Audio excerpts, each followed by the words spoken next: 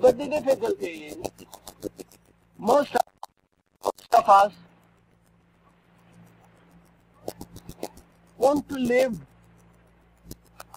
in the past, in past memories, or in the future hopes, future longings, which indicates the present is not significant. And therefore, we live yesterday and tomorrow, and we give continuity to those. If one actually experimented with this thing, really dying each day, each minute, not a day, each minute, to everything that one has accumulated,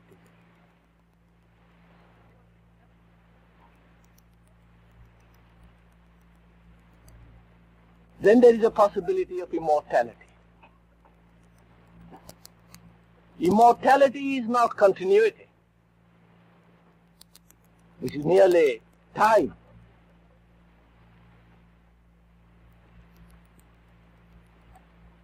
But when there is a freedom from continuity, that is continuity only to memory, to idea, to word, then there is a state of timelessness.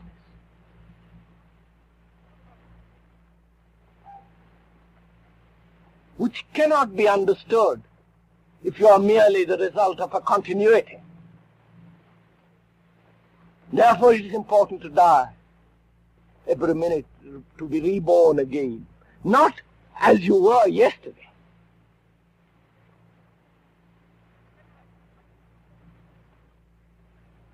This is really very important if you would go into it seriously.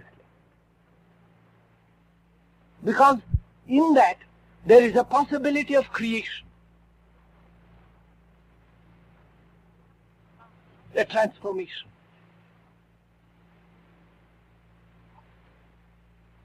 And that's why most of our lives are so unhappy, because we don't know how to renew. We are worn out. We are destroyed by yesterday. By yesterday's memories, misfortunes, unhappiness, incidents, failures.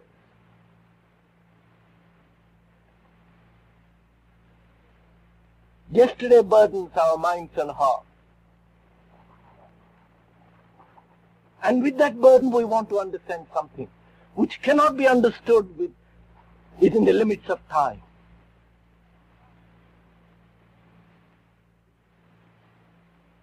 That's why it is essential, if one would be creative in the deep sense of that word, there must be death to all the accumulations of every minute. And this is not fantastic. This is not some mystical experience. One can experience this directly, simply, when one understands the whole significance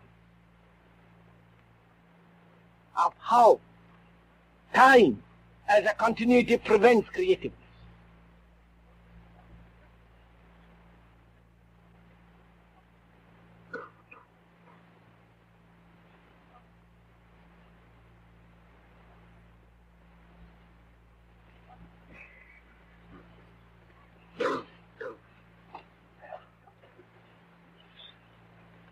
How does a truth, as you have said, when repeated, become a lie? What really is a lie? Why is it wrong to lie?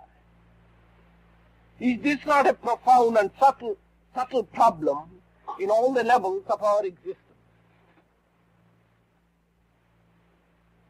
How does a truth, as you have said, when repeated, become a lie? What really is a lie? And why is it wrong to lie? Is this not a profound and subtle problem in all the levels of our existence.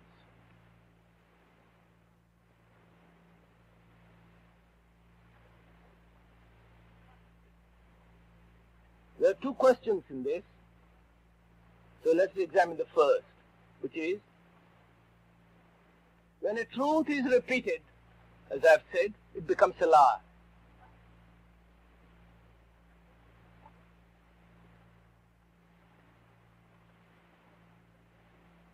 What is it that we repeat?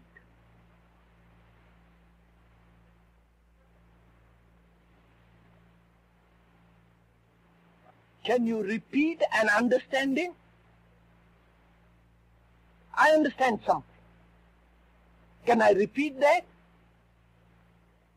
I can verbalize it. I can communicate it. But the experience is not what is repeated. Surely. But we get caught in the word and not in the experience.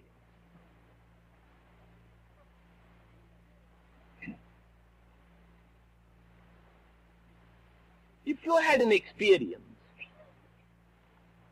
can you repeat it? You may want to repeat it. You may have the desire for its repetition, for its sensation. But once you have experience, it is over. It cannot be repeated.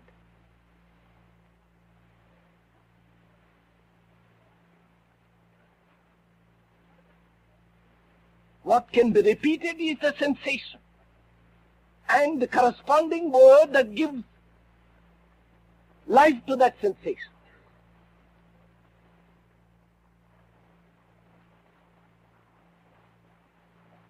And as most of us are propagandists, unfortunately, we are caught in the repetition of the word. So we live on words, and the truth is denied.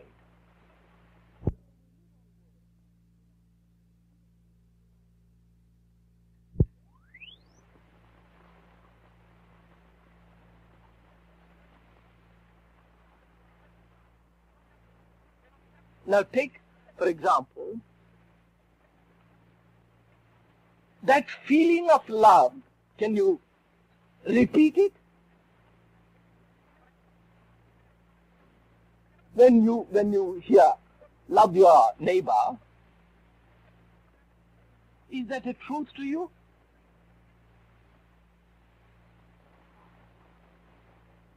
It is truth only when you love your neighbor. And that cannot be repeated. That is the love, not the word.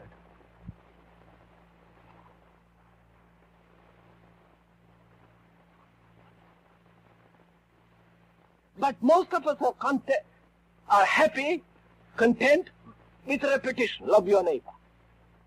Or don't be greedy.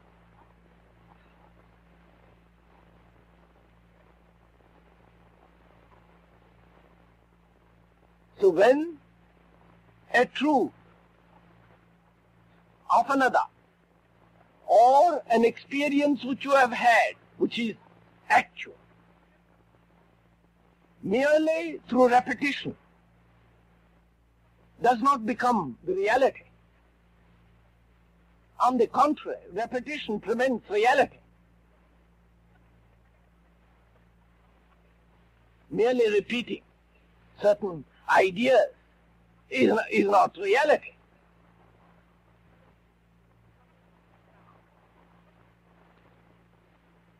Now, the difficulty in this is to understand the question not as an opposite, not something opposed to truth, as a lie.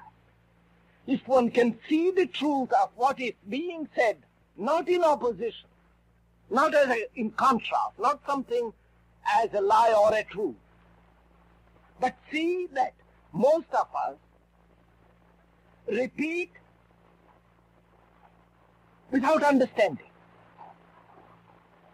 Say, for instance, we have been discussing, not naming, the whole problem of not naming. Many of you will repeat it, I'm sure of it, and make the thinking that is the truth. Obviously it is not.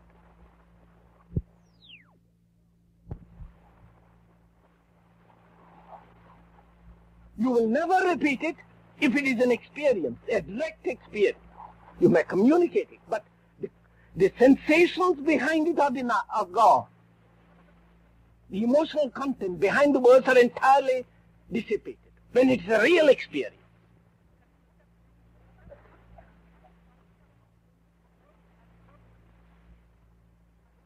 Take, for example, the question which we discussed here a few days ago, a few weeks ago, that the thinker and the thought are one.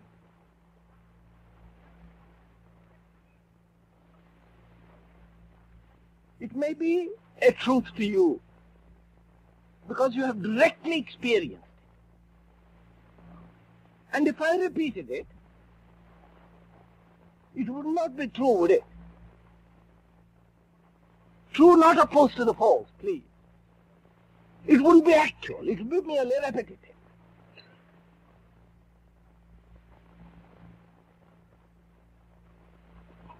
And therefore has no significance.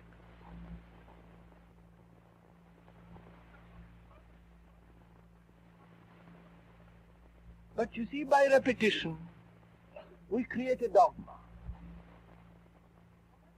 We build a church. And in that we take refuge.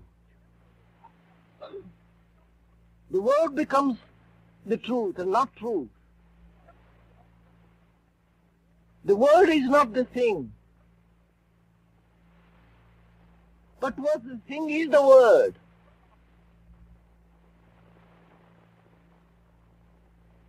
That's why one has to be so extremely careful not to repeat something which you really don't understand.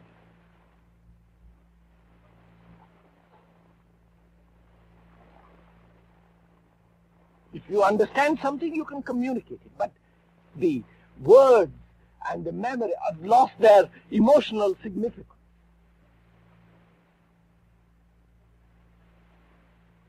Thereby, one's outlook, one's vocabulary changes in ordinary conversation.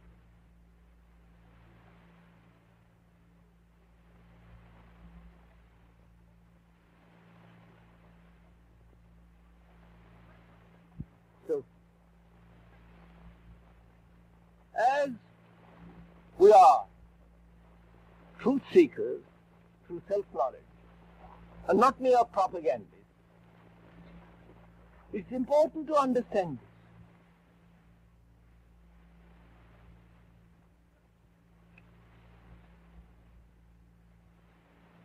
Because through repetition, one mesmerizes oneself by words or by sensation. One gets caught in illusion.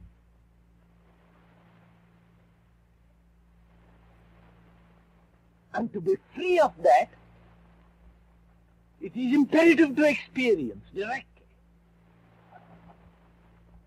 And to experience directly, one must be aware of oneself in the process of repetition, of habits, of words, of sensations. Thereby one gives an extraordinary freedom, so that you can experience, there can be a renewal and a constant experiencing, a newness. The other question is, what really is a lie? And why is it wrong to lie? Is this not a profound and subtle problem in all the levels of our existence?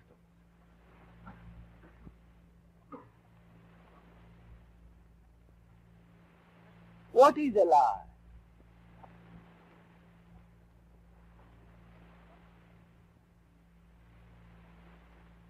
A contradiction, isn't it? A self-contradiction.